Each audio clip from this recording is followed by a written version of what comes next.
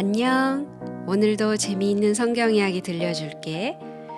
6권 2편 셋째 이야기, 노래와 눈물.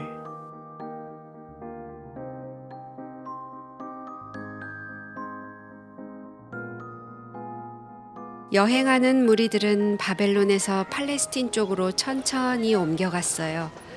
5만 명이나 되는 사람들과 그 숱한 낙이며 낙타, 말, 노새들을 이끌고는 도저히 빨리 갈 수 없었어요. 그러나 그들에게는 아무런 걱정도 없었어요. 그들은 이제 자유의 몸이 되어 고향으로 가는 길이거든요. 그 지긋지긋하던 종살이도 이제는 모두 끝났어요. 그들은 기쁨을 참지 못해 노래하고 함성을 올렸을 것이 틀림없어요. 그들이 어느 길을 통과했는지는 알 수 없어요.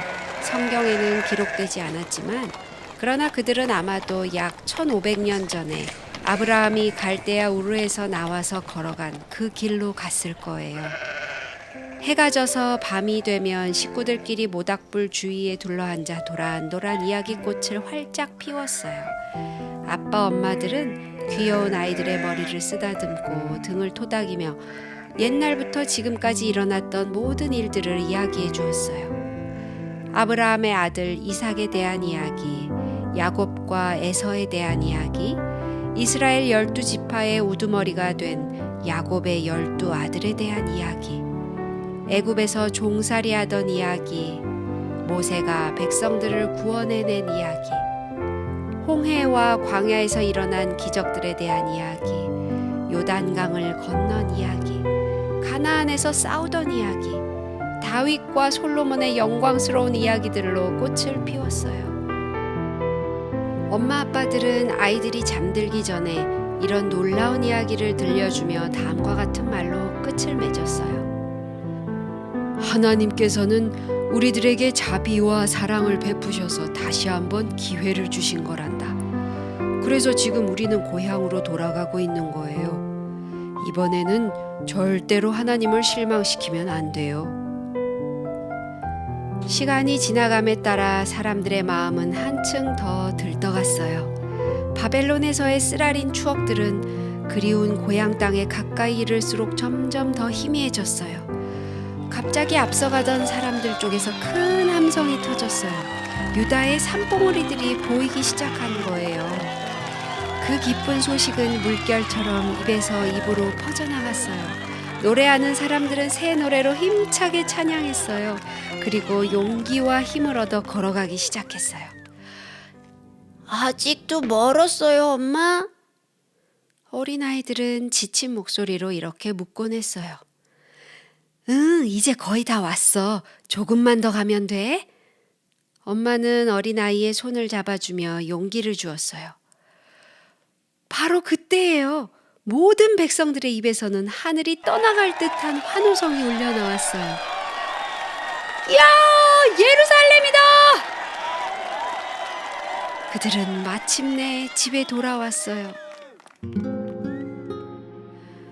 그러나 슬프게도 그들의 눈에 띄는 것은 온통 눈물겨운 광경들 뿐이었어요. 거대한 성벽은 어디로 가버리고 아무리 눈을 크게 뜨고 보아도 그곳에는 흩어진 돌뿐이었어요. 그 아름답던 솔로몬의 성전도 이제는 완전히 잿더미로 변하고 말았어요. 왕궁이나 다른 좋은 집들도 역시 마찬가지였어요. 모든 것이 사라져버렸어요.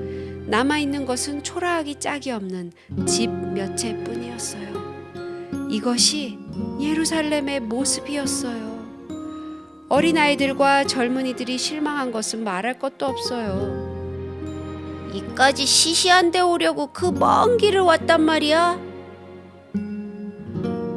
물론 이렇게 비참하게 파괴된 모습이 스룹바벨이나 대제사장 여호수아에게는 놀랄 만한 일이 아니었어요. 그들은 처음부터 이럴 줄 알았거든요.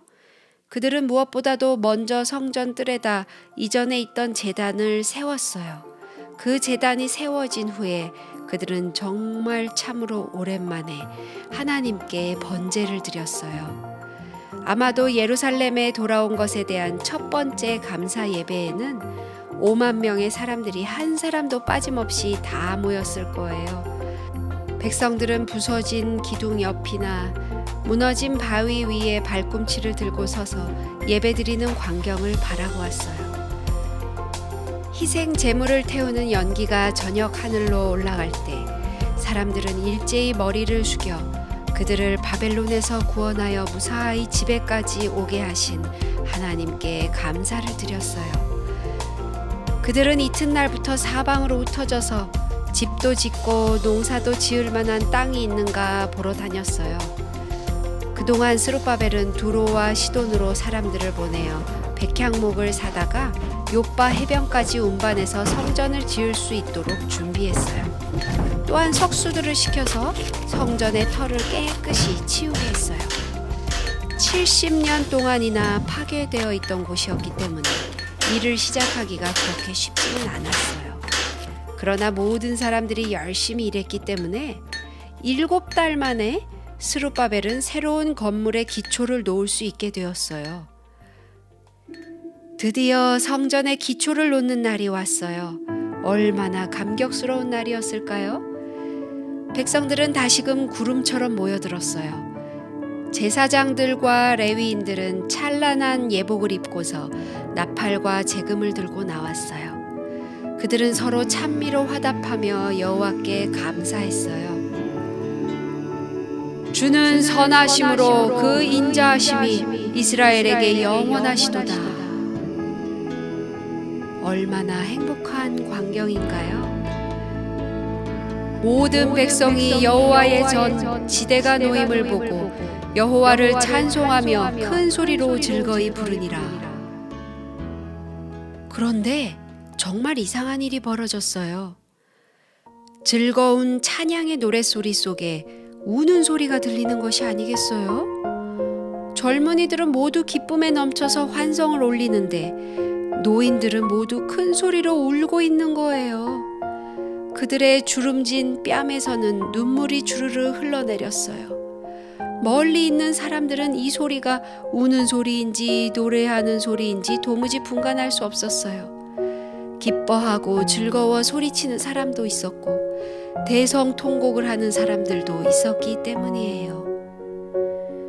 물론 그것은 찬란한 솔로몬의 성전을 보았던 노인들이 옛날을 기억하였기 때문에 지금의 초라하고 작은 성전 지대를 보고 슬퍼서 우는 것이었어요. 그리하여 이 감격스러운 일의 시작은 눈물과 노래로 뒤범벅이 되었던 것이랍니다.